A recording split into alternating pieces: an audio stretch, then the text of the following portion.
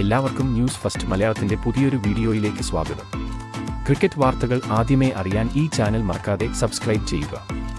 ആദ്യ മത്സരത്തിൽ തകർപ്പൻ ജയം നേടിയ ആവേശത്തിൽ ഇന്ത്യ ദക്ഷിണാഫ്രിക്കയ്ക്കെതിരായ രണ്ടാം T20 മത്സരത്തിന് ഇറങ്ങുകയാണ്. ഇന്ന് രാത്രി 7:30 മുതൽ ജോഹന്നസ്ബർഗിലെ സെയിന്റ് ജോർജ് പാർക്കിലാണ് മത്സരം.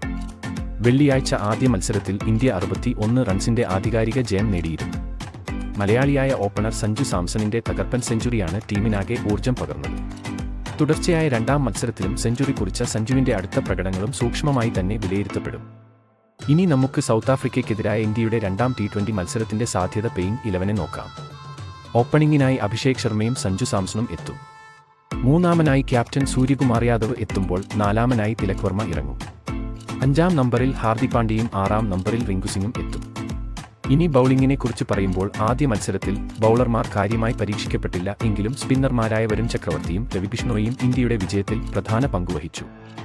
അതുകൊണ്ട് ബൌളിംഗിലും വലിയ മാറ്റങ്ങൾ ഒന്നും തന്നെ ഇല്ല. സ്പിൻ ബൌളിംഗിൽ അക്സർ പട്ടേൽ, വരുൺ ചക്രവർത്തി, രവി ബിഷ്ണോയി എന്നിവർ എത്തുമ്പോൾ പേസ് നിരയിൽ ആവേശ് ഖാൻ, ഹർഷദീപ് സിംഗ് എന്നിവരാകും ഉണ്ടാകുക. ആദ്യ മത്സരത്തിലെ തോൽവിയിൽ നിന്നും തിരിച്ചുവരികയെന്ന ലക്ഷ്യത്തോടെയാണ് സൗത്ത് ആഫ്രിക്ക ഇന്ന് കളത്തിലിറങ്ങുന്നത്. എന്നാൽ ഇന്ത്യ ഇപ്പോൾ മികച്ച ഫോമിൽ തന്നെയാണ് ഉള്ളത്. അതുകൊണ്ട് തന്നെ ഇന്നത്തെ മത്സരവും ഇന്ത്യക്ക് അനായാസം വിജയിക്കാൻ സാധിക്കും എന്ന് ഉറപ്പാണ്. തകർപ്പൻ പ്രകടനം ആവർത്തിച്ച് T20യിൽ സഞ്ജു സെഞ്ചുറിയിൽ ഹാട്രിക് നേടുമോ എന്ന പ്രതീക്ഷയിലാണ് ആരാധകർ. അതേസമയം ഇന്ന് സൂര്യകുമാർ യാദവിന് പകരം സഞ്ജു സാംസണായിരിക്കും ക്യാപ്റ്റനായി എത്തുക എന്നും റിപ്പോർട്ടുകൾ പുറത്തുവരുന്നുണ്ട്. അങ്ങനെയെങ്കിൽ അത് സഞ്ജുവിന് ഒരു ലോട്ടറി തന്നെയായിരിക്കും. അപ്പോൾ ഇതിനെപ്പറ്റി നിങ്ങളുടെ അഭിപ്രായം എന്തെന്ന് താഴെ കമന്റ് ചെയ്യുക. ഇതുപോലത്തെ കൂടുതൽ ക്രിക്കറ്റ് വാർത്തകൾക്കായി ഈ ചാനൽ മറക്കാതെ സബ്സ്ക്രൈബ് ചെയ്യുക.